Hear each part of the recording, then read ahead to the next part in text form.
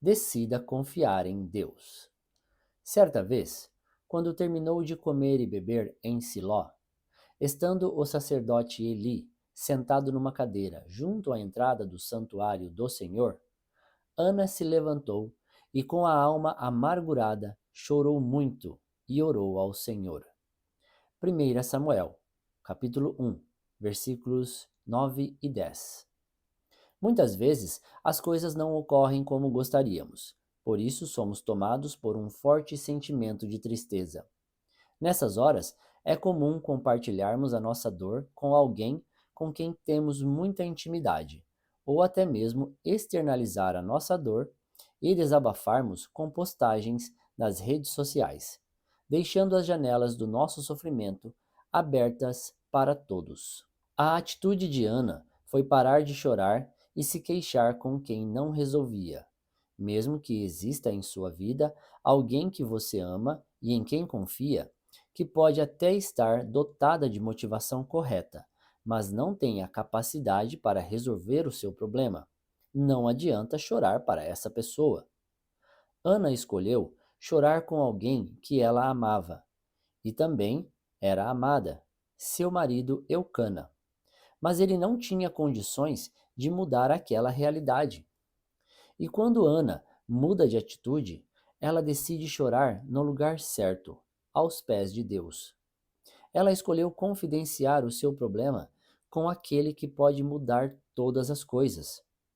Seja seletivo ao escolher com quem compartilhar suas frustrações, pois nem todos que o consolam estão felizes para comemorar as suas vitórias. E se for para chorar nos ombros de alguém, chore para o Pai, pois somente Ele tem o poder de mudar a sua realidade. Pare de agir na horizontal, comece a agir na vertical, pois é de cima que vem o socorro. Não olhe ao seu redor em busca de uma saída, olhe para o alto, pois os céus já estão abertos acima de você, e Deus está pronto para ouvir o seu clamor. Ore ao Pai, e Ele escutará você. Palavra-chave de hoje: clamor. Leitura bíblica, Gênesis capítulo 11. A Torre de Babel. Naquele tempo, todos os povos falavam uma língua só. Todos usavam as mesmas palavras. Alguns partiram do Oriente e chegaram a uma planície em Sinar, onde ficaram morando.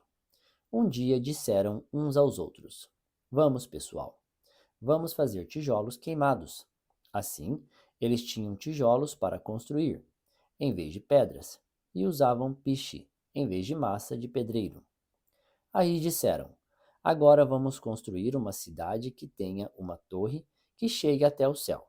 Assim ficaremos famosos e não seremos espalhados pelo mundo inteiro. Então o Senhor desceu para ver a cidade e a torre que aquela gente estava construindo.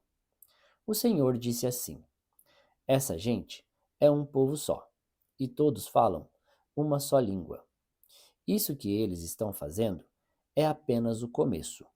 Logo serão capazes de fazer o que quiserem. Vamos descer e atrapalhar a língua que eles falam, a fim de que um não entenda o que o outro está dizendo. Assim, o Senhor os espalhou pelo mundo inteiro, e eles pararam de construir a cidade. A cidade recebeu o nome de Babel, pois ali o Senhor atrapalhou a língua falada por todos os moradores da terra, e dali os espalhou pelo mundo inteiro. Os descendentes de Sem. São estes os descendentes de Sem. 2 anos depois do dilúvio, quando Sem tinha 100 anos, nasceu seu filho Arpaxade. Depois disso, Sem viveu mais 500 anos e foi pai de outros filhos e filhas. Quando tinha 35 anos, Arpaxade foi pai de um filho chamado Selá. Depois disso, Arpaxade viveu mais 403 anos e foi pai de outros filhos e filhas. Quando Selá tinha 30 anos, nasceu o seu filho Éber. Depois disso, Selá viveu mais 403 anos e foi pai de outros filhos e filhas. Quando Éber tinha 34 anos, nasceu o seu filho Peleg. Depois disso, Eber viveu mais 430 anos e foi pai de outros filhos e filhas. Quando tinha 30 anos, Peleg foi pai de um filho chamado Reu. Depois disso, Peleg viveu mais 209 anos e foi pai de outros filhos e filhas. Quando Reu tinha 32 anos, nasceu seu filho chamado Serug. Depois disso, Reu viveu mais 207 anos e foi pai de outros filhos e filhas. Quando Serug tinha 30 anos, nasceu seu filho Naor. Depois disso, Serug viveu mais 200 anos e foi pai de outros filhos e filhas. Quando Naor tinha 29 anos, nasceu seu filho Terá. Depois disso, Naor viveu mais 119 anos e foi pai de outros filhos e filhas. Depois que completou 70 anos de idade, Terá foi pai de 3 filhos, Abrão, Naor e Harã. Os descendentes de Terá. São estes os descendentes de Terá, que foi o pai de Abrão, de Naor e de Harã. Harã foi o pai de Ló.